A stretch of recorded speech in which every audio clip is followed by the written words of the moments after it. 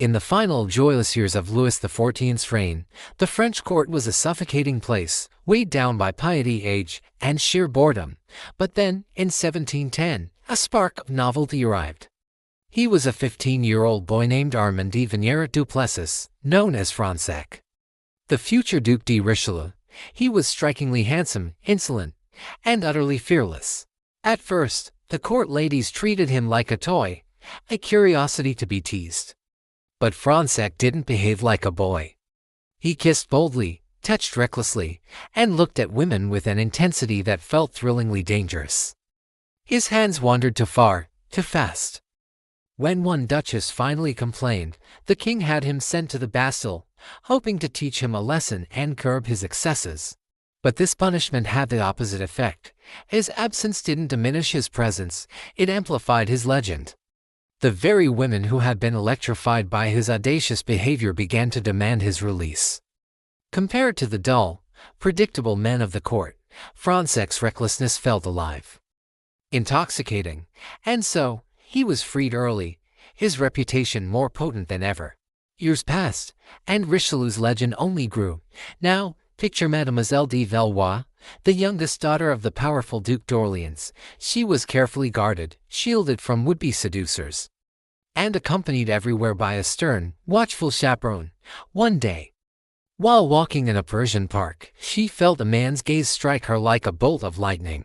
He didn't approach her. He didn't speak a single word. He simply looked an intense, unforgettable look and then walked on. Her chaperone, sensing the danger, whispered his name, Richelieu. A man to be avoided at all costs. But avoiding him was impossible.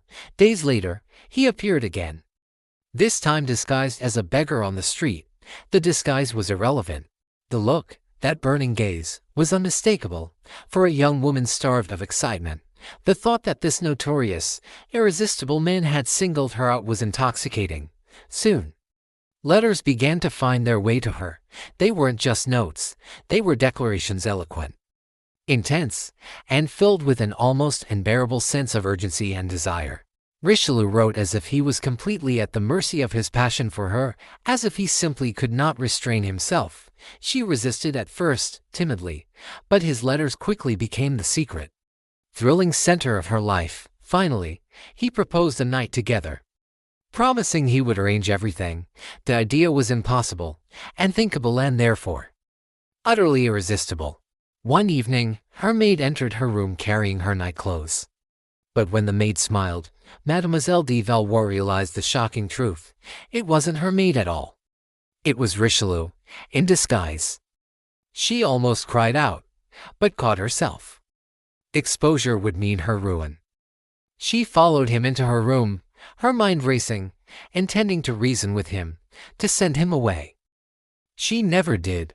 His urgency, the incredible danger of the situation, the sheer impossibility of it all, simply overwhelmed her, while her ever-present chaperone sat knitting in the very next room. Completely oblivious, Richelieu initiated her into a secret life of passion. A life that felt infinitely more vivid and real than virtue ever had. When her father, the Duke, eventually grew suspicious, the precautions around her were drastically increased. The guards were doubled. The chaperone was dismissed and replaced with someone even stricter, but Richelieu didn't respond. By retreating, he responded with escalation. He purchased the house next door under a false name. And then, he did something truly audacious. He had a secret passage tunneled through the wall, emerging into a cupboard right next to her rooms. For months, until boredom finally set in for him, he came and went completely unseen, the ghost of passion in her guarded world. Richelieu made no effort to hide his exploits. In fact, he did the opposite. He practically broadcast them. Every week, new stories would spread like wildfire through Paris. Stories of him crawling across a narrow plank between two high windows to reach a wife who had been locked in her room. Stories of him conducting simultaneous affairs with two different women living in the same house. He even convinced rivals to share him rather than risk losing him entirely. Women actively competed for his attention.